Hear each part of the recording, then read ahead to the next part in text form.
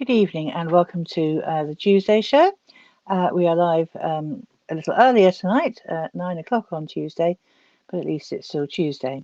I'm Jenny Fisher, the editor of East London News, and tonight on the Tuesday show we're going to concentrate on one particular topic, or at least a topic with two halves. We're going to look at the 21st of February and what that means for Bangladesh and for the world in terms of language.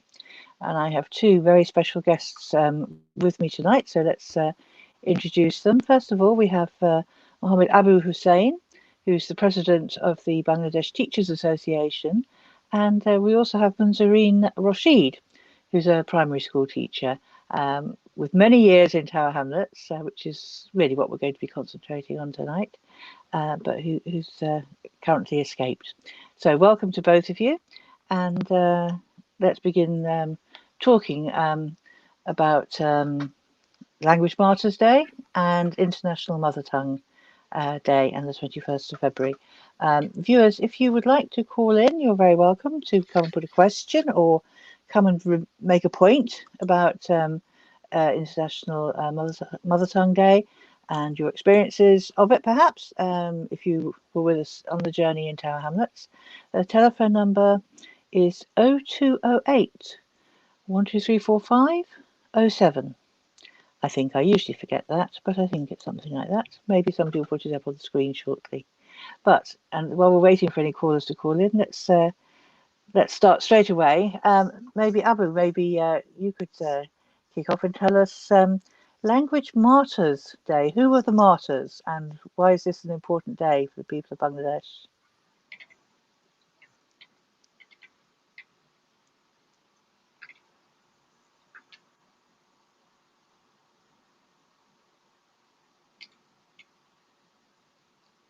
We can't hear him. I can't hear him either. Can I just check with the back room? Abu, can you just try again? Let's see if we can hear you. You hear me now? Yes, fine. Usually you are actually broadcasting, but sometimes disappears. Okay. So anyway, carry on, Abu. Carry on. Okay. Thank you, Jenny, for inviting us to join in this important talk. And February month is obviously in Bangladesh, not only Bangladesh, now for the whole world, is a very important day, the 21st February, because UNESCO recognized 21st February as a day of the mother tongue languages. Now, if we go back the small little bit of history, in other words, in 1952, obviously the Bangladesh is a part of Pakistan. It's called East Pakistan, and in 1948, the Pakistan declared, because the majority of the government staffs in Pakistan, that they basically, we believe that they used to rule us rather than the was the same countrymen. Now, that they demanded Bangla to what's happened in 1948. They declared it will be the only language for the national language of Pakistan. But the people of Bangladesh at that time in East Pakistan, their mother tongue was Bangla. They demand their Bangla to be at least one of the national languages in addition to the Urdu. The demand was raised first, was in 23 February in 48 in the Constituent Assembly of Pakistan. But it wasn't accepted. And to demolish the protest at that time, people raised their voice, start slowly, gradually it got worse. They tried to demolish the protest. The government of Pakistan outlawed public meetings and rallies. The students of the Dhaka University or University of Dhaka, with the support of the general public, arranged massive rallies and meetings. On 21st February 1952, police opened fire on rallies. Salam, Barkat, Rafiq, Jabbar, and Shafiur died instantly, and there are hundreds of people being injured. And for this reason, since the Bangladesh celebrate International Mother Day, Mother Language Day as their tragic days, and International Mother Day is nationally holiday in Bangladesh. Now it's International Mother Day, but in Bengali, if we say 21 February, the 21st February, We have done that in Bangladesh. 21st February is the national day of Martyrs Day. We call it Martyr Day. Okay, the generations language are the most powerful. If we say it that way, the language are the most powerful instrument to preserving and developing our tangible and intangible heritage. International Language Day promotes the propagation of mother tongue, will serve not only the encouraging linguistic diversity and multilingual Mm. education, but also to develop further awareness in Mm. linguistic and cultural tradition throughout the world and to inspire Mm. solidarity based on understanding the tolerance and dialogue.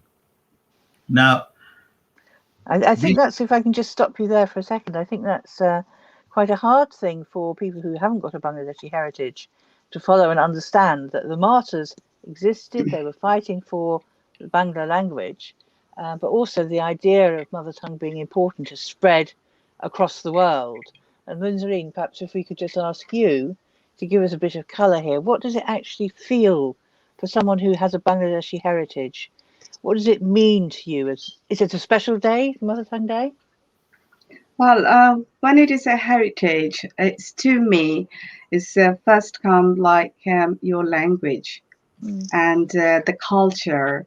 Culture and language, they're marrying very, close to each other.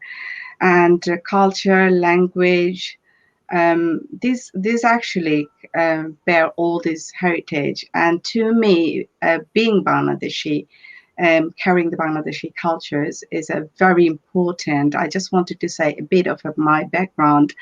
So my father actually he fought in a war in 1971. So but he came over here in 1957 to study Barrett Law in Lincoln's Inn.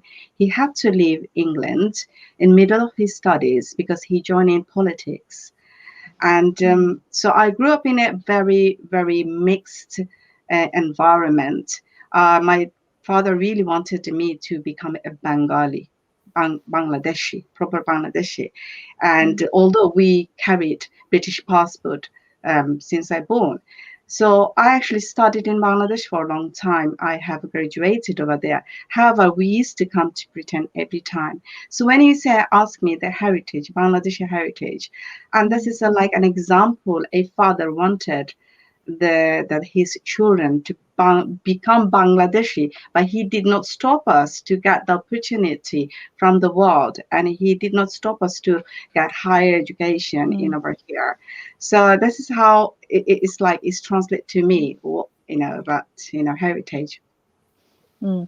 So it is a very special day, and I know perhaps I think if we can just see the photographs now, it's a day when sometimes the people of Tower Hamlets, I think mainly the men folk, will sometimes go down to Altabali Park. I think we may have a photo to show here. To be there, I think is it at midnight that people go along to It's celebrate the just uh, start of the day? yes, midnight just past one 12 one o'clock. minute Yeah. past Yeah. 12 o'clock. And what is it that is done in Altabali Park that was going to be done on the So 21st? yeah, We so flower basically, in respect. oh, Yeah, sorry. go ahead, Munzeri. Okay, so since Johnny, since 1952, when it Mm. is established, like Mm. the five people who sacrificed, which is a rare history in the world. The Mm. people sacrificed, they given the bloodshed for language, and it is one of the very very rare Mm. history actually. And since then, people remember this day with a lots of like, it's like a very sad day. When I was like about Mm. 17 years, 16 years old, we actually marked this day a very sad. But what happened later, we started Mm. celebrating as our victory, language victory day, rather than Mm. as like remembering those martyrs Mm. alongside remembering and showing our gratitude to them. So we Mm. do the Provat Ferry, which is a very important event for 21st of Mm. February. So 12 o'clock midnight, people Mm. in Dhaka, people, they walk on the main road with bare feet, carrying loads of flowers and take those flowers to Shahid Minar, the monument, martyrs monument, and they place the flowers. They sing the song, the very famous song Amar Bhai Rakte Rangana 21 February, written by the Abdul Ghaffar Chaudhry, and then it is then nowadays it is become very, very big things, because people do lots of things. So one of the which is Ekushe Podok, one is the award giving on this day. The Bangladesh is celebrate for a month book stalls and the children competition. So it's becomes like now is a celebration of language, and it is moved from those. When I was like 15, 16, I remember those days were very, very sad, walking on the like a high road bare feet in February. It's quite cold in Bangladesh, and we are like very early in the morning. We didn't go at like at midnight like all our dads and uncles, but the girls normally we go from school very early morning with the bare feet. We never walked with the shoes the whole road. We actually walked with bare feet, and we sang songs, but it's moved. Now it's like I'm talking about 25, 30 years back, and now it's moved on. It's moved on it's like a huge celebration now in Bangladesh. A month organize, the people are organizing drama, cultural shows, poetry competitions, song competitions, story competition for children. It is now a proper celebration of language month. Yes, that's a lovely thought, isn't it? A proper celebration. It is really nice, of language. I But think maybe if we just add with Munzerin what she said, it's not only for Bangladesh now. This is a huge impact on international arena, that there are no language to undermine, but support to grow it, to uphold their cultural heritage. And there are hundreds of languages all around the world, and all the languages should be respected. And 21st February in 1952, Bangla and Bangladeshi has achieved to unite the world to honor and respect every single language in the world through the 21st February, through the mother tongue or language day. And even say in here in Great Britain, every school, Munzerin is a teacher. I myself as a teacher, we run different assembly on the day, and the teacher, all the teachers. Encourage children, encourage the parents to speak their mother tongue, and so they can relate their root and heritage, and that is how they can develop their, the culturality there, and they can show the respect each other, and that cohesion and understanding develop. So this is very important things for the whole world. This is not the Bangladesh and Bangladesh in the 21st. This impacts continue on and on the years and years, coming years over the whole world. And as teachers, when people realize, we said that all the language should be respected, all the culture should be respected, no culture or no language should be undermined in any. So value and respect and honor and heritage and tolerance is growth. So this is very important impact all over the world. And that even every classes has got a different speaker, different language. The children have a different speaks in different languages. So that children, they find valued in the classroom, because that all the children, they can have a chance at least one day in the year they can speak, or they can participate different activities, like that they make a speech in my school.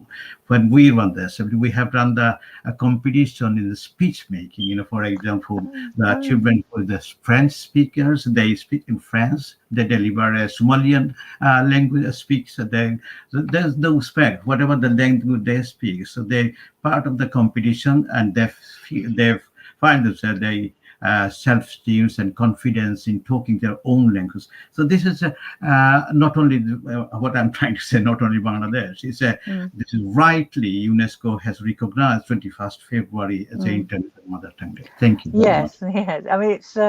I think we've really set the scene about how important this day is, and how it may be celebrated a bit differently this year with COVID restrictions across much of the world, but still it's there in our hearts. That language, the way we communicate with each other is so important. It doesn't matter if it's written or spoken or over the internet. You still have to have the words and the experience to colour those words and make people understand them and share your meaning that you use words to try to put across.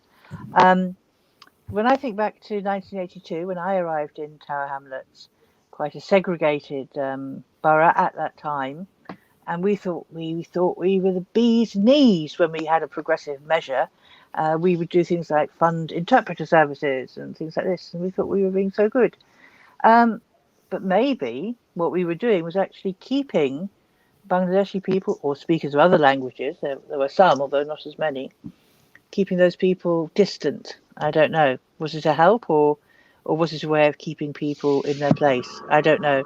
Is there anything you'd like to tell us, Abu, about when you arrived in Tower Hamlets? What was it like for people newly living in Tower Hamlets in the early Yeah, 80s I who had come little English? 1986. Yes, I don't know how many years I have to count. And at that time, it was a slowly. There are a big community in Tar Hamlets. Mm, And if I go back a little early, 1970s and before that, that they used to, all of the men used to come in UK and from Bangladesh or mm, Pakistan maybe, or India, especially in Bangladesh, they bring their family, and then they don't wanted to bring their family. The community and understanding is completely different, and they find it will be a threat for the on people, for example, to maintaining mm, their roots and heritage. And mm, but at the early 80s, they started slowly. They started to bring their families, and then lots of children and more, their children and family members come, and they find themselves in a very awkward position because a lack of understanding of English, mm, and that is why the slowly is a change. Complete scenario has changed, mm, and that time not only the language barrier, there are lots of other issues as well, like the racism yes. on the street, and this is another issue we Mm, can talk yes. another maybe. So at Yeah. the beginning, at that time, the early 80s, there are quite lots of racist Mm, incidents took place, and the yeah. people are afraid of going in the streets. And but however, people determined to keep their Mm, heritage and language within themselves, and that is why if we move mm. forward, we may ask regarding the community language service and other things. Okay, We'll up get to onto you. that in a moment. We're in the 80s. People are newly coming to Tower Hamlets with their children, and new children are turning up as nature takes its course.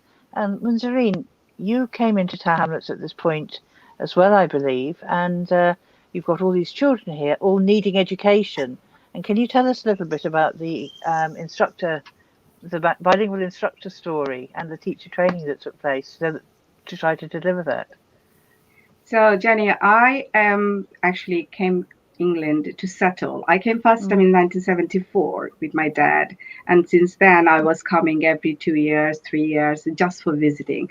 mm, So, soon I finished my graduation in Bangladesh, I have decided that I'm going to come over here for higher education, and mm, it was in my mind that I'm going to be a teacher because my grandmother was a head teacher, and so I mm, had lots of inspiration from her that to become a teacher. So when I came in 1992, the whole scenario was totally different. Now mm, the Whitechapel, and then Aldgate East, Bethnal Green is totally different now than mm, that time. And I mm. was a bit like, was not expecting like that when I came to settle in here because I came from like Sylhet town, and where I grew up, like I went to school and to college. When I would cover over here, I found that people were like another 20 years back. So I was thinking, Mm, why is this happening? I was a bit disappointed. And then obviously my dad was really supportive all the time. And he said, look, this is your community. And this is mm, what your community, and they have done a lot for you. So the people who came in 50s and 60s, they actually built the ground for you guys, and that's why you are coming now. And so you have to work for your community. And it was so different actually, Jenny, mm. from now on. So I'm just giving you a few examples. So when I was appointed as a bilingual instructor, it was a scheme. I have to tell you, bilingual instructor, what it Yeah. was. Mm, So it please. was a scheme that Tower Hamlets actually fund by funded by Tar Hamlets Authority, and it was they appointed Bangladeshi graduate people to teach children in primary school and helping them through their mother tongue and improving in curriculum. And it was a scheme just not appointing those graduate people for the scheme, but also they have the opportunity for those graduate people to become a qualified teacher. So they gave us the opportunity to do GCSEs English and maths test, and then the earning the credits, 360 credits for your university. And they sent us every single Friday to university to study more. And then from this, like 40, 50 people, instructor, almost everyone actually graduated, almost everyone did the PGC, and they become a qualified teacher. So when I was bilingual instructor, we had like the main job, our job criteria was that to help children through mother tongue and improving their curriculum. So it was not teaching them Bangla, but through mother tongue, improving their English. And all this, the interventions and provisions were placed that time. It's amazing, because I cannot believe the way we helped. So I have here, when I was thinking today, I have a very old published leaflet, and that was actually I have done I have done graduation. So in my graduation, I have a dissertation, and it's like 2000 in here, you can see. Yep. And I have written about the contributions of Bangladeshi instructor Tar Hamlet School, and how did they help children to good GCSEs level. It's not teaching them Bangla, it's teaching them English, but through mother tongue.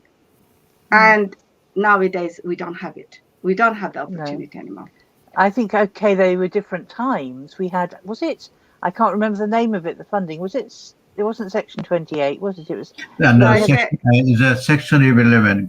Section 11 funding. 11. Yeah. I'm getting my sections mixed up. Yeah, Section 11 funding came to local authorities, and it helped all the this extra tuition, but it was so beautifully rounded and important, wasn't it? And as you say, Abu, there were quite racist times, and sometimes we would say, "Oh, you're spending money on special teachers for the foreigners and worse." But as you say, Munzerin, we actually brought the whole class on together. Instead of leaving some children who had difficulties in the corner, we brought everyone in. It was so nice, Jenny. It's like lots of children, they like it. And it was not just only the primary school children. The age range was from newborn to 17. I wouldn't say after 18, because after 18 they will have separate passport, and they wouldn't have the right to have a British citizenship. And that was the reason lots of Bangladeshi people was a boom around early 80s and 90s, like late 90s. Still people were coming. So it went like 9%, 7% in between 91 and 93. So it was quite a lot of Bangladeshi people came. And the children were in the classroom. They were actually, although it was a new setting, new environment, they felt isolated. They felt not welcome. They felt anxious, being in new culture, being in new language. But I would say the Tar Hamlets Authority, the Tar Hamlets Education did a lot to make those children feel comfortable. And we are the witness, actually, the all bilingual instructor. We were the witness that how much we have done for those children to literate and, and nourish the curriculum, the British curriculum. Not nourish Bangla language, but the nourish the and for these things we celebrate every single national days of Bangladesh to let these children feel they are valued, their culture, their backgrounds are valued, because children feel very humiliated. They feel inferiority complex if they think, oh, I cannot speak Bangla because nobody can speak Bangla. Mm. So soon they see the whole school assembly, the head teacher is saying greeting with the Bangla language. They say, wow. So what my mom, dad talking, it is valued and it is like, it is recognized.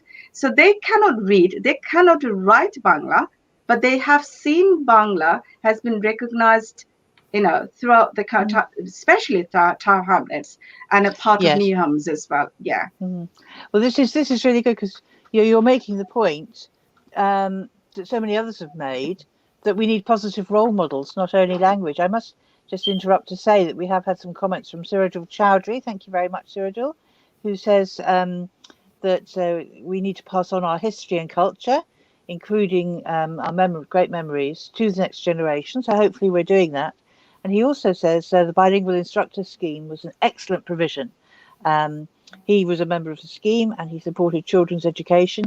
And like Munzerin, he actually became a qualified teacher as well. And I think I all know of you him. who He's a were very good friend of mine too, Shirazullah. Yeah, we know each other for ages. We just become like a family. We cannot get rid of each other. It was a great opportunity. It was, people loved us, basically, that whole bunch of ballet instructor.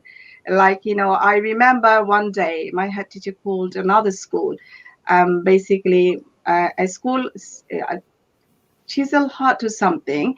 Head teacher called my school head teacher and asking, Eid is coming and we wanted to do something. Do you have any ideas? Because our ballet instructor is not in now. He is not in. He's like not sick or something like this. And my head teacher said, "Oh, don't worry. I will send my ballet instructor to school with the children, and they will perform for you." So it was like, it's not no GDPR, nothing to form filling in, or, just the big coach came on the day and I took all my children, they prepared their songs, poetry, dance, and we went there and we performed. It was so different. I cannot express the feelings, and it was very different. Times are certainly different now, and although we're skating over some of the racist activity that went on at the time, that is a different subject. But it's so good to hear this very positive story, which unfortunately does not always continue. No, it didn't. Abu, you are now the president, I think, of the Bengali Teachers Association, and you are also very involved in the Community Language Service. Can you tell us a little bit about the Bengali Teachers Association, what it was and why it came together, and then how the Community Language Service was set up? Yeah, just make a link what we talk about the bilingual instructor schemes and other stuff. Well, so the first of all, we have to realize and we have to understand why the Bengal or the mother tongue is important, what impacts in our society, not only our society, over the world. And there are lots of research has been done. One of the research is done Professor Jim Cummins at the University of Toronto. He explored why it is important that parents speak their own mother tongue to their children. This research comes out and uncovered the link between the child's development and their mother tongue. He found that children who develop skills in 2 or more than even 3 languages grow up to have a deeper understanding of how to form sentence and expression, making the use of language as a whole to areas. Now, the bilingualism and mother tongue, speaking mother tongue language and develop understanding has got lots of advantage.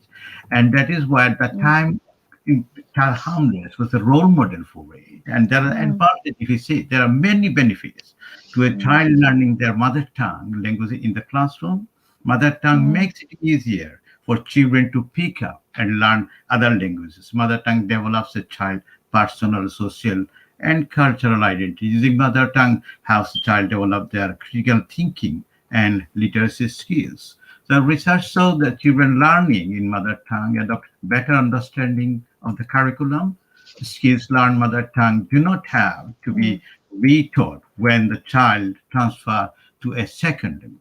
Children learning in mother tongue enjoy school more and learn transfer due to the feeling comfortable in their environment. I think So sometimes the people whole impact of mother tongue, you're saying 80s and late 80s and 90s, the education in Tar hamlets wasn't great. Wasn't that when No, the national level is very poor, and to I think, do yeah. all kind of input is dramatically. Mm, Tar hamlets has got education, mm, in every primary school, secondary school, result and attainment has got mm. very high, and still is continuing. So Yeah, well, education up to is a point. something, yeah, education is something you cannot measure in a one of the Mm, scales. It takes mm, time, and what have give us what is called yeah, input in different states. So yeah, bilingualism, mother tongue, and all of this, this is very important. It was vital for. Now, if I come to yeah, your early question, what you said yes. earlier question regarding the community language service in Tarham. Community language service it was a vital provision for our children. Mm, It has played a key role in helping young people learn their mother tongue and celebrate their cultural identity mm, over the last 35 years. And it provided invaluable service to communities, Tar hamlets, since since its inception in '85. During the early '80s, parents started to teach their children Bengali in different community centers voluntarily. As I mm, stated earlier, the parents didn't like to bring their family because they felt that they would lose their cultural heritage and mm, the language, and so that is why they started in a small organization or maybe in home and running the centers completely. However, slowly the demands got very high, and the council has realized to establish a mother tongue department to mm, support students to learn their mother tongue since 1985, setting aim and objectives such as to enable children to develop a better understanding of their first language and culture through mm, an engaging and inspiring curriculum so that children can transfer these skills to learn better in their mainstream schools, to encourage children and families to better integrate their culture of origin with the British culture and society and contribute positively in this mm, multicultural society in Tar hamlets. So to improve children attainment and progress in mainstream school. So mm, these are the main aim and objectives of the CLS, and mm, CLS have been running as very successfully mm. from the 1985 to, and all the teachers have received so many training, and the Yeah. professional training. As a result, they teach the Bengali or mother tongue Mm, within themselves in the national curriculum mm, that support the mainstream school learning. mm, So between 2009 and 2016, the Community Language Service played a major role in mm, encouraging young people to obtain GCSEs and A-level qualification in a community language. So this not only enable learners and schools to ensure more learners achieve AVAC, which is the group of the mm, universities, but also played an important role to ensuring many of our mm, young learners secure session Russell Group's universities. mm. So Well, unlike yeah. many schools, the service proudly boasted past the Mm, rate excess of 92% mm, year on yeah. year. 100 or more students entered for the exam. Mm, In July mm, 2016, funding for the provision was withdrawn without any mm, consultation with service users mm. for staff. So this is Well, 2016. If I go back just 1 year earlier, mm, there was another provision was there. The what is called MFL. mm. MFL Oh, in yeah. secondary school, and that Mm, 2015 it was under the Community Language Service, and mm, they cut of funding approximately about 150,000. So mm, 2015 they cut funding 150,000. 2016 they cut 100, and 2016 they cut mm, 160 out of £1 million budget. Now, mm, if I go move forward a little bit, the 2019 they cut 31,000, and 2020-21 they cut 350,000, and 2021-21 250,000. That's finished, abolished completely. It was a yeah. marvelous provision for our homeless running 35 to 40 years, and suddenly consider Mm, now. Then we sit down quietly. No, of course not. Bangladesh teaches us and take a leading role to unite the community, unite the whole of the people who is in front.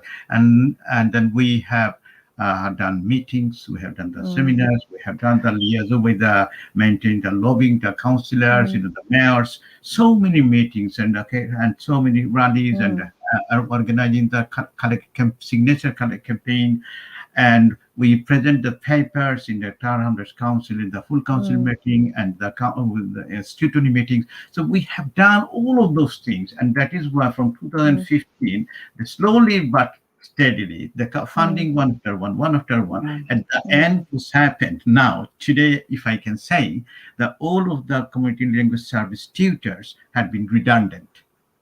Okay.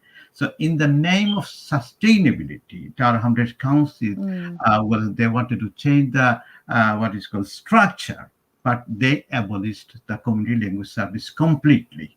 And now, what's happened? They will give one-off grant to the community language organization, which is nothing to do with the community language service, because community language service is completely finished, okay, and end of. So they will give one of say about 4,500 for one community organization, and they will choose their colleagues or teachers or tutors to run the session for the mother tongue just for 1 year, and that's it.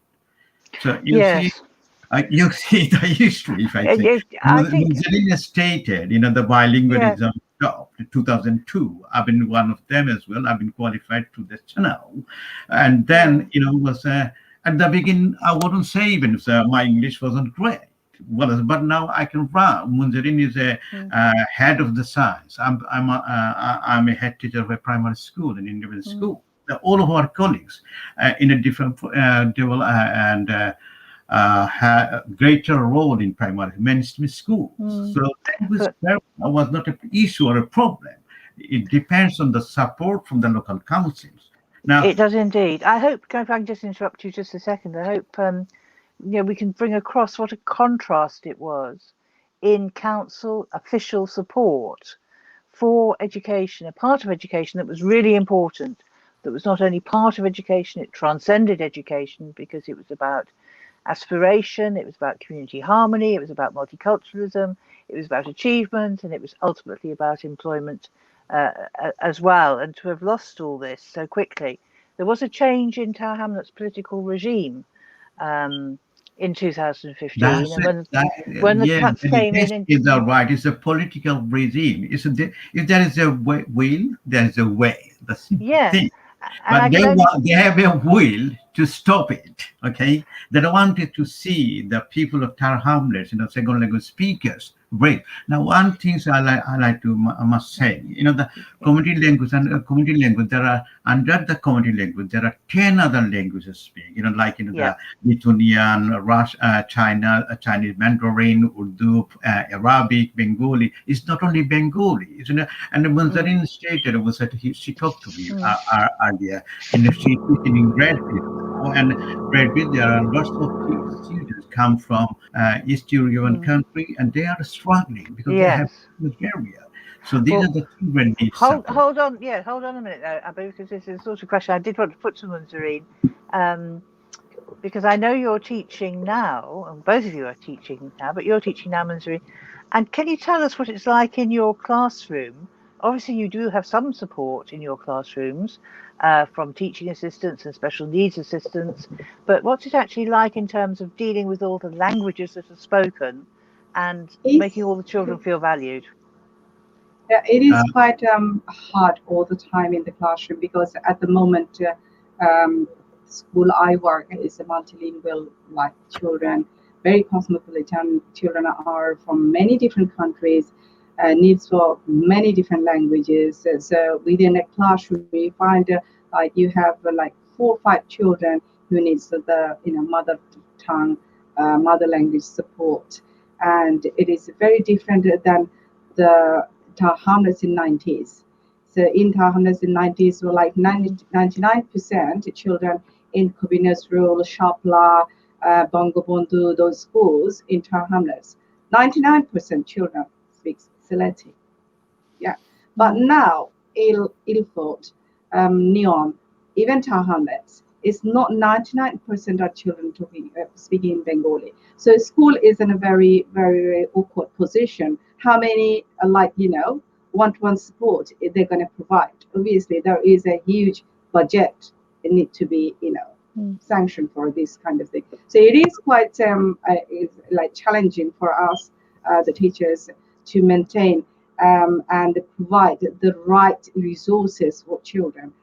School try their best. That's I would say the schools always try their best.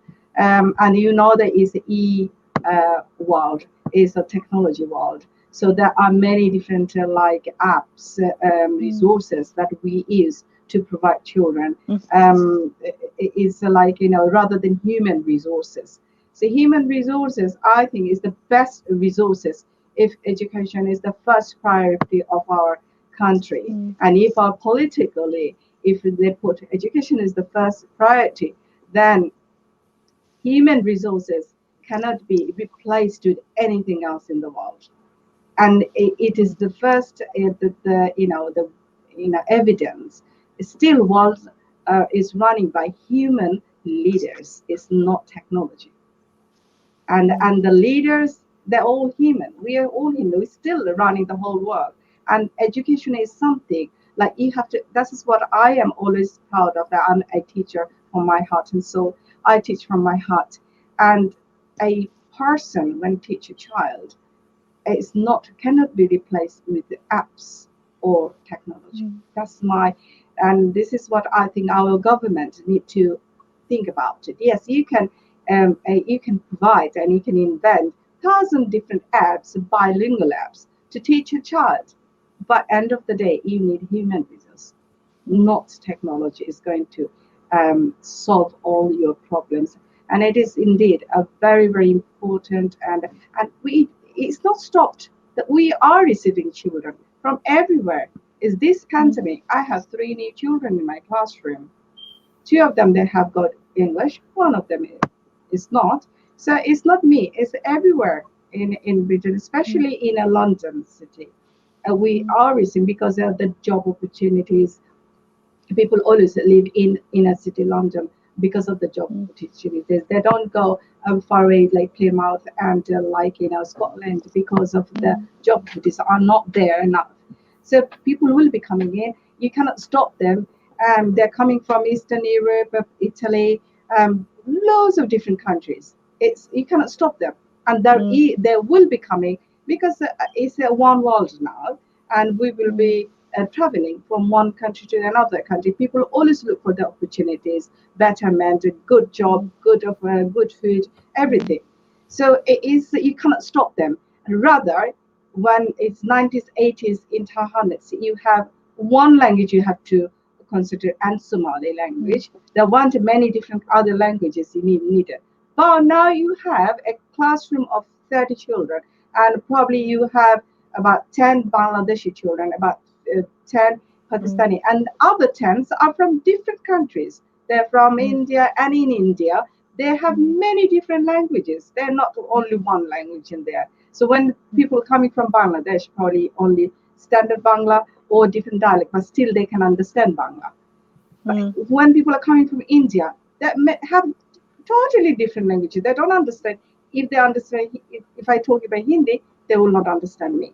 So it is important for education authority that what shall we do for this? And we cannot stop this. This is immigration. This is right.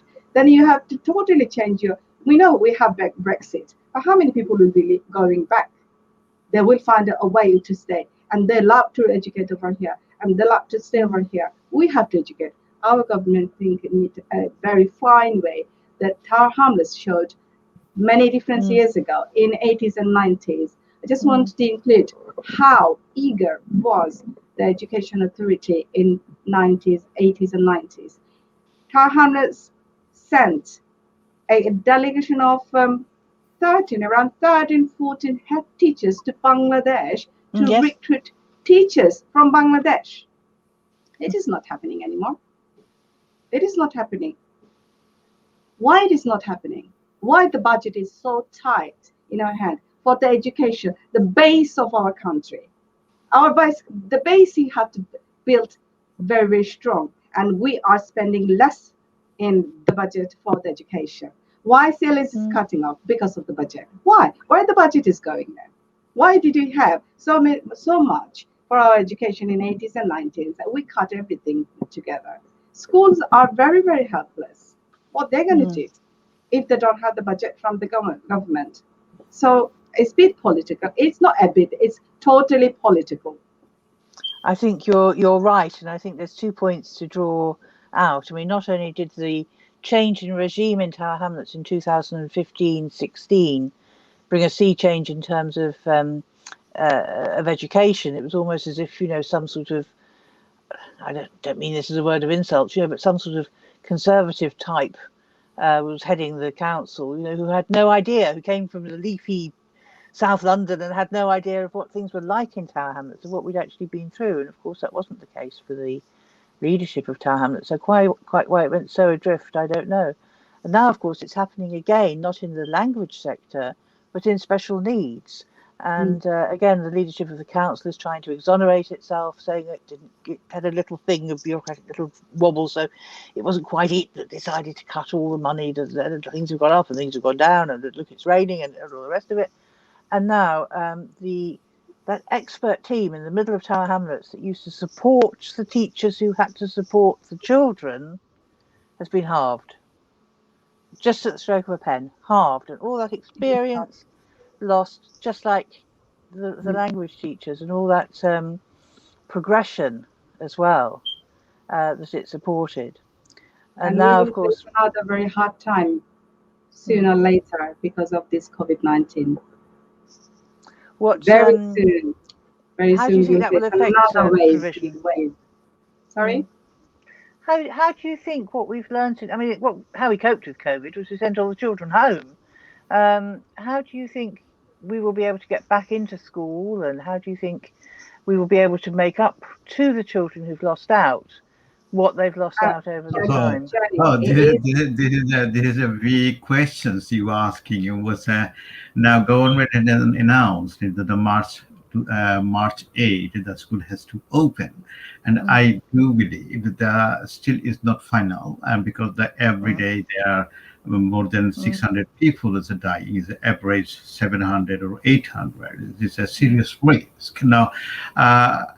That if the school is open, if I say in this way, that if the school is open, that all the children come from the different family, and they will come to the school, and they will say, "Oh, the teachers is the big mess." That already 700 or 800 people dying, and if the school is open suddenly, so all the children coming from the different family background, we never know who is coming, because that they will come to school, and the children, but we cannot stop children isolating 2 feet, 2 meters, or 3 meters, 2 feet away at the time. Yes. Those are good words about taking care when we reopen schools, but they've been closed for a good part of a year now.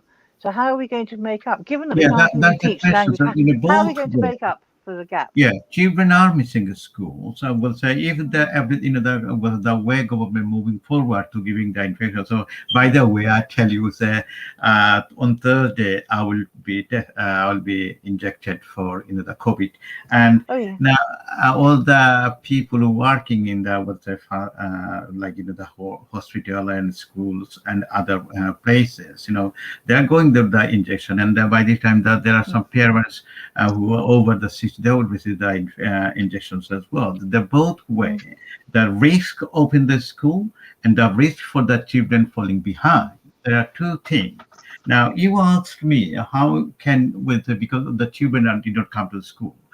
We teaching them distance remote teaching is okay, but it's not okay 100%. Okay, because the way the teachers teach physically face to face, one to one, children has to assess, children check the marking the books and stuff is not taking place because they are staying at home, and so this is not 100% teaching is going on, but at least they are feeling of they are on the school or they are learning some things, but how the big question is, and there are some people or the thinking they will maybe they move the what is called the summer holiday a little bit late, and but that teachers and union, I don't think they will accept it, because the time has fixed years ago for who is going to, Mm, when you're going to take the holiday or break. mm, These are the things. So this is a big question. The people and parents, the school and parent has to go into compromise, and the government has to lead the right way, for the mm, benefit of the children, benefit of the parent, benefit of the schools, and above all, mm, life is important than even education. If there's no life, if there's no life, mm, the mm, people. So who is going to go for education? So the life is important as well. We don't take risk to the life, but at the same time, mm, we have to see the how you can recover the education. So these mm, are the things we have to look forward in future. We cannot, none of us, we can say what will happen, and is there mm, any other input the government is giving, or the schools taking any mm, kind of any efforts. Maybe what I could say, in my personal view, the school remain.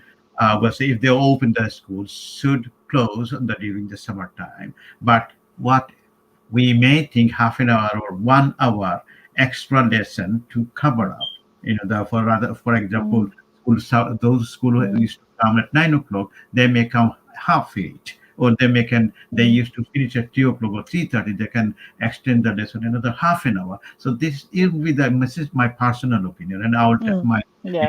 our union as Bangladesh Teachers Association. So we write sometimes, our Mm, education secretary and things. So we'll approach mm, that way. This will be the best way for the teachers, for the school staff, and for the parents as well. Remember, the mm. parents, they book the holiday. Well, so I know they are that book, Yeah. but still they try to booking, and Mm. maintain the system of this country. The when Yeah. someone holiday comes, summer holiday. So Okay. so that's one suggestion, Munzerin, that maybe extending the school day by half an hour would be a good thing to do. Or will the community have to pull together, and will the community have to yet again make up for what the state no longer wishes to deliver? What do you think will happen where you are?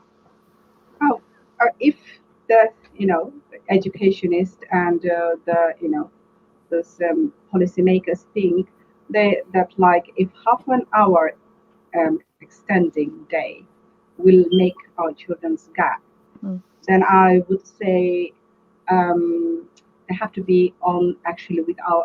They have to put their feet in our shoes first, mm, and they have to see what we are facing actually, what actually children are facing, what are the gaps. Half mm, an hour is extending a day. Wouldn't be I exhausted? Would my children exhausting? So is it a solution? We can tell lots of things. People are saying you can leave the summer holiday open. But is that what we wanted? We need to see mm, actually is analyzing. We need to analyze it. It's not saying mm, something. We have lost a year from our lives. But never mind. We have other years for in front of us. We haven't missed. We missed 1 year. Some people, mm, the people are dying every day, still 1,000 people, mm, and those people are not losing 1 year. They lost all of the years. Okay, so if you see positive way, the people who will be alive will lose 1 year of our life. How are we going to make up? It's not just only education. It's education, your mental health, the above all what our government is thinking is the mm, economy.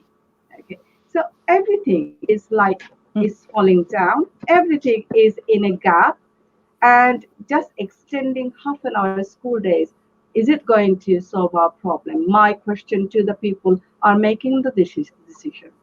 If it I is, Well, just then I am going to. don't think I'm the government or the policymaker. But was No, no, head no, no, no. I'm not saying to you. It and doesn't the come from you, president of Mr. the Abu Hussain. union. My personal opinion was you mm, have to do something. As Yeah, Jenny has asking us, what is your alternative proposal? How can you make? yeah. Yes, there is a way. If you add up another half an hour, which is a 5 days, 2.5 hours will be included. mm, And then these 2.5 hours extra maths or English will change a lot, at least cover a lot. We have to go a little bit of chance to the parents and children. It's not only one way thinking, okay, no, as a teacher, I'm not going to do any extra job. I don't want to lose my summer holiday. I don't want to do. No, this is we are the part of this country, and we are the part of this society, and we have to look our children as well. We have to think the positive way for everywhere. The half an hour, I never heard from anyone. This is my personal view. I'm saying half an hour extra tuition for the rest of the time. No, I've already heard from media. The half an hour they are also thinking opening in summertime. The many things are coming. But what Jenny, like is 6 weeks I have taught in remote learning. So I have assessed my children. I would not say all my children are falling behind. A number of children. And I have thought what should be placed when they will go back to school, and what should I do within my capacity. I'm not just asking my school authority to provide me more resources, more different things. How can I help?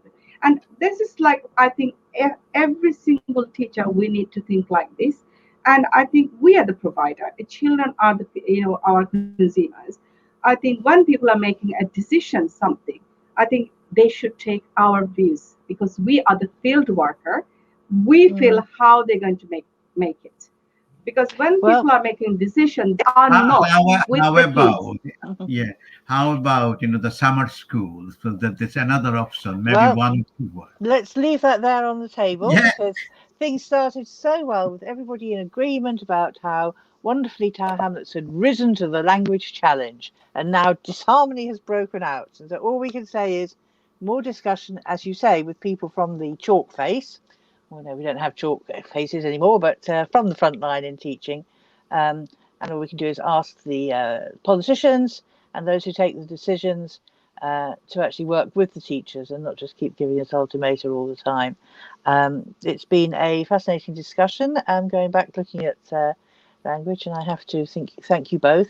I have a horrible sneaking feeling that Tower Hamlets Council will send out a memo shortly saying it will be dealing with the lack of education and the fall off of the economy by sending the children out to sweep the streets to give them some work experience. But maybe that won't happen. At least we don't have chimneys any longer, so we can't send the children up them, so they're safe from that. But in Tower Hamlets, we always have cared a great deal about our children, because they are our community, and how we actually ask the politicians to take that forward. I don't know, but thank you very much for marking this special day, which is happening next week, with us. And I hope that all our viewers will remember this discussion when they come to have that day, and maybe see people wandering around outside Valley Park. I don't know. And I hope that our viewers will also encourage the councils across East London to take education very seriously and think how they can actually support the teachers and support the children. So there's just one little thing that I think I should do, as it's Mother Tongue Day. So vielen Dank zu unseren Zuschauern.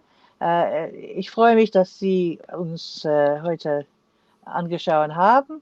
Wir sind jeden Dienstag normalerweise um 10 Uhr hier, und wir besprechen alle die Nachrichten von Ost-London. Bitte kommen Sie zurück nächste Woche um 10 Uhr. Your French is fantastic. Yeah, you guys understand. We're trying to. Yeah. As it's Mother Tongue Day, I thought I would have a little celebration. So there we are. And now I'll repeat that wish. I hope that you will come and join us again next Tuesday, all of you viewers, and we'll be back to talking about the news of the week. Thank you again to our 2 guests. Thank you to our viewers, and Thank good you very night much, to you Jenny. all. You're welcome. Thank you very much. It was a lovely time and a good debate. Thank you very much. I really enjoyed it. Thank you very much, and good night to everybody. Thank you. Bye. Good night. Bye-bye.